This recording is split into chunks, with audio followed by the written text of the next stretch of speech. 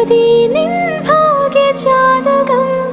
ഒരു വാക്കിൻ പൂർണ്ണചന്ദ്രനെ കാണാൻ നിൻ കൺമറന്നുവോ? ഒരു തൂവൽ ചില്ല കൊണ്ടു ഞാൻ എഴുതി നിൻ ഭാഗ്യജാതകം. ഒരു വാക്കിൻ പൂർണ്ണചന്ദ്രനെ